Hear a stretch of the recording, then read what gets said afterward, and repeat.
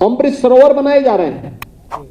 आदरणीय प्रधानमंत्री जी ने हम सबको एक आह्वान किया कि प्रदेश देश के अंदर आजादी की अमृत महोत्सव कार्यक्रम के साथ हम जुड़े हुए हैं और आजादी का अमृत महोत्सव ये देश मना रहा है। आजादी के अमृत महोत्सव का मतलब इस देश ने अपनी आजादी को प्राप्त किए हुए 75 वर्ष पूरा करने जा रहा है। जब हम आजादी के 75 वर्ष पूरे करेंगे, उस अवसर पर वर्तमान और भावी पीढ़ी को देने के लिए हमारे पास क्या है।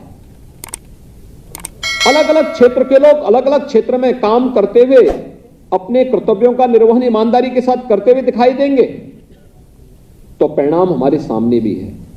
और उन्होंने प्रदेश के ग्रामीण क्षेत्र में भी और शहरी क्षेत्र में कहा था कि हम क्या हर जनपद में, ग्रामीण क्षेत्र में भी और नगरीय क्षेत्रों में भी क्या 75 अमृत सरोवर बना पाएंगे।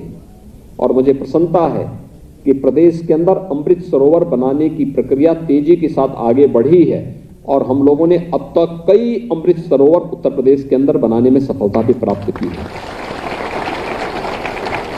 ग्रामीण हो या शहरी क्षेत्र, दोनों में कार्य स्वतःस्फूर्त भाव के साथ होता हुआ दिखाई दिया।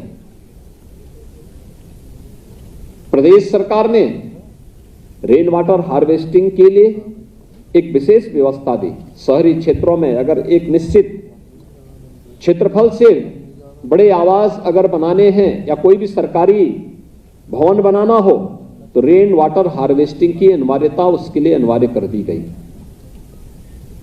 उत्तर प्रदेश यद्यपि प्रकृति और परमात्मा की कृपा से अत्यंत उर्वरा भूमि रखता है, और उर्वरा उत्तर प्रदेश की भूमि इसलिए है क्योंकि हमारे पास पर्याप्त मात्रा में जल संसाधन है।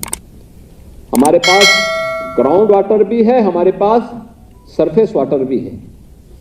लेकिन जिस तेजी के साथ आबादी बढ़ी और जिस तेजी के साथ औद्योगिकीकरण हुआ और भूगर्भीय जल का दोहन हुआ, उस अनुपात में भूगर्भीय जल के संरक्षण और उसके संवर्धन के लिए जो कदम उठाए जाने चाहिए थे, बीच के कालखंड में उसमें बरती गई लापरवाही का खामियाजा भुगतना पड़ा और उसका परिणाम था कि अनेक विकासखंड अतिदोहित की श्रेणी में आकर के डार्क जोन की श्रेणी में चले गए थे।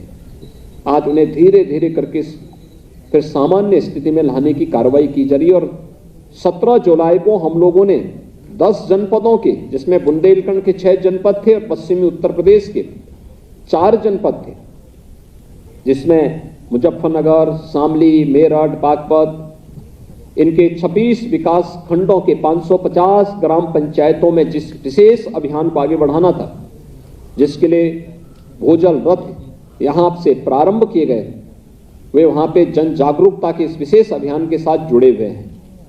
और उस कार्यक्रम में अवेयरनेस के लिए कार्यक्रम वहां तक पहुंचाने के साथ साथ लोगों को जल के बूंद के संरक्षण के लिए प्रेरणा प्रदान कर रहे हैं।